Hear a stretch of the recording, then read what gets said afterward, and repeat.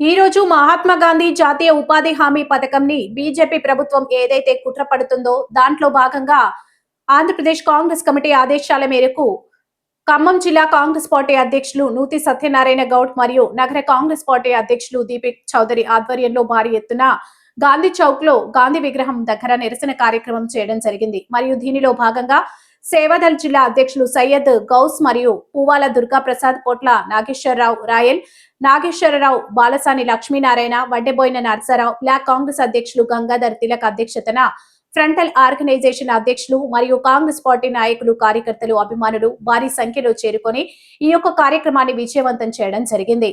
పాత్రికేయ మిత్రులకు ధన్యవాదాలు. ఈరోజు మహాత్మా గాంధీ పథకం నుంచి ఏదైతే పేరు తీస్తా అని చెప్తా ఉన్నారో మోడీ గారు ఖబర్దార్. ఎందుకంటే మహాత్మా గాంధీ అంటే ఈ దేశానికి వెన్నుముక్క లాంటి ఆయన స్వతంత్ర పోరాటంలో కూడా ఎన్నో పాదయాత్రలు చేసి ఇవాళ స్వతంత్రం వచ్చిందంటే మహాత్మా గాంధీ గారి పాత్ర చాలా ఎంతైనా ఉంది దాంట్లో. కాబట్టి అహింస వద్దు, మార్గంలో నడవాల, మనం హింస వద్దు అనే ప్రధానమైన లక్ష్యంతో ఆయన పనిచేసి ఈరోజు గాంధీ గారు ఇవాళ దేశ ప్రజల గుండెల్లో ఒక స్థానం సంపాదించుకున్నారు. అలాంటి ఉపాధి హామీ పథకం నుంచి పేరు తీస్తా లేకుంటే దానికి రోల్ మోడల్ చేస్తా అని ఏదైతే కల్లబుల్లి కబర్లు చెప్పి పబ్బం గడుపుతూ ఉన్నారు. బీజేపీ ప్రభుత్వానికి ఇది సరైనది కాదు.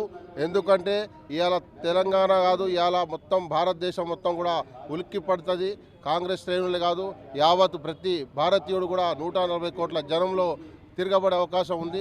మీరు ఇంకేమైనా చేయాలనుకుంటే ఇంకేమైనా అభివృద్ధి పనులు చేయండి తప్పితే కానీ ఇలాంటి ఉన్న పథకాలని పేర్లు మారుస్తా, బొమ్మలు మారుస్తా, నేను అది చేస్తా అని చెప్తే మోడీ గారు ఇది మీకు సరైనది కాదు. ఇప్పుడు మీకున్న వ్యతిరేకం మీరు గుర్తుపెట్టుకోవాలా.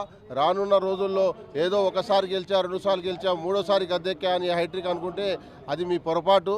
అది మీరు ఈవీఎంలు తీసి రంగంలో దిగండి, తెలిసిపోయింది మీకు. ఈవీఎం అనేది తీసేసి మీరు పొలిటికల్గా ఓట్ బ్యాంక్ ఇచ్చి బ్యాలెట్ సిస్టంలో ఓటు వేస్తే ఇప్పుడు మీకు ప్రజలు చెప్పడానికి బుద్ధి సిద్ధంగా ఉన్నారు. కాబట్టి మీ యొక్క ఈ అరాచకాలు మీరు అమిత్ షా గారు కానీ, మోడీ గారు కానీ, ఈ రాష్ట్ర బీజేపీ అధ్యక్షుడు కిషన్ రెడ్డి కానీ, బండి సంజయ్ గారు, మీరందరూ కూడా దీని మీద కొద్దిగా ఆలోచించి నిర్ణయం తీసుకొని ఇలాంటి తప్పుడు వ్యవహారాలు మానుకొని మీరందరూ కూడా నిజంగా పరిపాలన చేస్తే చాలా బాగుంటుందని చెప్పేసి తెలియజేస్తూ కాంగ్రెస్ పార్టీ ఈ యొక్క ఉద్యమాన్ని మరింత ఉధృతం చేస్తుంది. లేని పక్షంలో జై కాంగ్రెస్, జై సోనియా గాంధీ, జై రాహుల్ గాంధీ.